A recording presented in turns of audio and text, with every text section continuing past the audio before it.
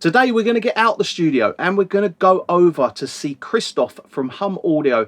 He's over at KMR demoing his Entropy console, which quite honestly is one of the best sounding consoles you will hear at the moment. And that's what I'm going over there for. I want to go and hear this console. We're looking at buying the mastering console and putting that into a stem mastering studio. So we're going to build a stem mastering studio, and we think that this is going to be the console for us. And what we're going to do is basically have a chat with Krzysztof, and he's going to walk us through everything that the big Entropy console can do.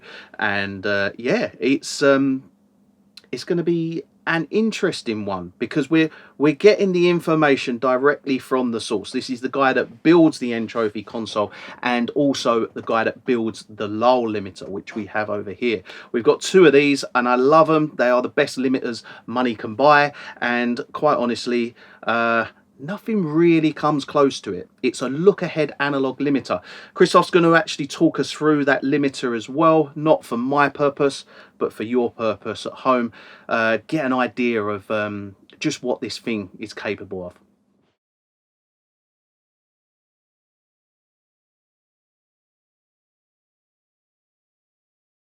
From the top of the channel, here we have a preamp with maximum gain of 65 dB. This is all discrete preamp based of legendary Jensen 990 op amp, so it sounds really amazing. Here you have phase inversion, phantom power, of course. What's interesting, the phantom power has a nice feature because when you turn it on or off, the channel is muting for a few seconds just to avoid, the speaker's damage. So it's quite nice. You can choose the source for the preamp, microphone input and line input. Here you have tape input with gain selector of 6 dB and 12 dB. It has its own phase inversion switch. And lower. Here is THD section.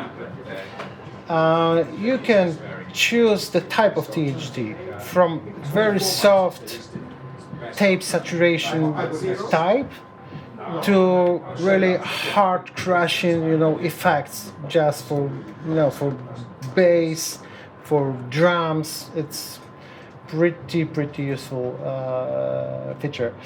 And here is intensity of this effect. So those two knobs are for this. Lower there is a insert with on-off switch, and what's interesting, it has also blending knob, so you can blend the wet and dry signal of the insert. Here is a direct output knob, level knob. You can also choose the source for direct output directly from preamp or after all processing from the channel. This trimmer may be activated or inactivated. So here is order knob. This is really interesting because you may select desired order of 3 main blocks of the channel: compressor, EQ and insert. Using only one knob, you can select every possible order of those 3 blocks. Here is a metering source switch, so you can see the level of preamp, tape input, channel output, EQ output, compressor output, and the last position is a gain reduction of the compressor. It's a tube optical compressor with sidechain filter, so off 60 Hz and 200 Hz. It has also internal and external sidechain. You can also link two channels, one with two, three with four. As for functionality, with one knob you select the attack and release. So it's very easy and very quickly to achieve desired effect. This is also blend knob. You can activate it and blending the signal compressed and uncompressed. And here is the threshold and makeup gain like in standard compressor. Here, this is really nice feature because you can key the sidechain using external inputs from aux 8 or from aux 7. So you can, for example, control, let's say, 10 channels using only one channel. It's nice for modern productions. Here we have low pass and high pass filters. It's on rotary switches, so no pots. The same EQ. This is passive EQ. You have high frequencies, mid frequencies, and low frequencies, but each frequencies have independent selection of frequency. So you may choose, for example, 10 kilohertz for boost, and let's say 24 kilohertz for cut. So in fact, you have 6 bands of EQ. There is switch shelf pick for high and low frequencies, and the global on-off switch of the EQ. Here are 8 auxes. You may use them as 8 mono auxes or in stereo mode as a stereo aux. So in this stereo mode, the left knob is a pan knob and this knob is a level knob for stereo pair. You can also choose the source for the aux from fader B and or fader A, and select post or pre-fader signal. Here you have a B fader with a pan and the level knob. There is a solo and PFL for B fader. This is nice function because you can select the hard left or hard right position. In the middle position, this knob, pan knob, is active. The B fader may be sent to group 1, 2, to group 1, 2, or to the main mix group, main mix bus, or off. Here is a pan knob for main A fader. The same hard left, hard right switch. You have here a routing of A fader, so you can send the signal to main mix, group 1, 2, group 3, 4, 5, 6, and 7, 8. This is also solo safe switch. When you switch it on, this channel is out of solo service. Maybe let's come back to the top of the channel. Here is a selector of sending the you can send the preamp to main channel in this position and tape input to B fader as a Q. In this position, the tape input is selected to main channel and preamp is to Q channel. You have also a flip fader switch, so you can easily flip fader A with fader B. Fader.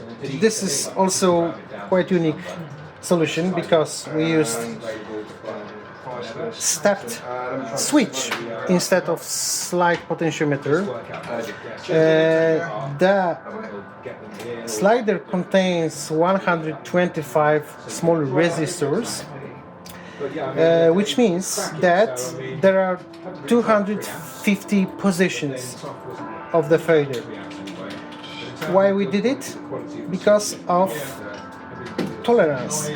Standard potentiometer has about 20% tolerance, what means that in the same position both faders may be different about 2 even 3 dBs, so it's awful. That's why we decided to do this. Here you have a mute button, PFL button, solo button, and DAW mode button. In this mode, fader is only for controlling DAW. The fader is motorized, so it behaves like typical DAW controller. And in this mode, also those 3 switches are selected are assigned to DAW. So mute, select button, and solo button.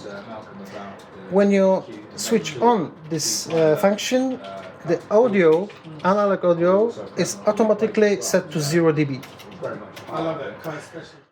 And this guy, it's our mastering limiter. It's look ahead analog limiter, LAAL.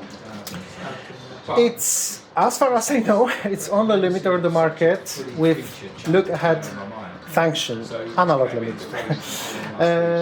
What does it mean?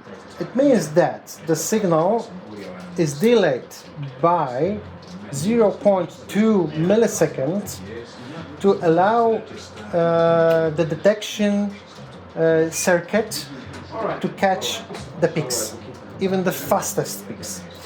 Here you have input knobs.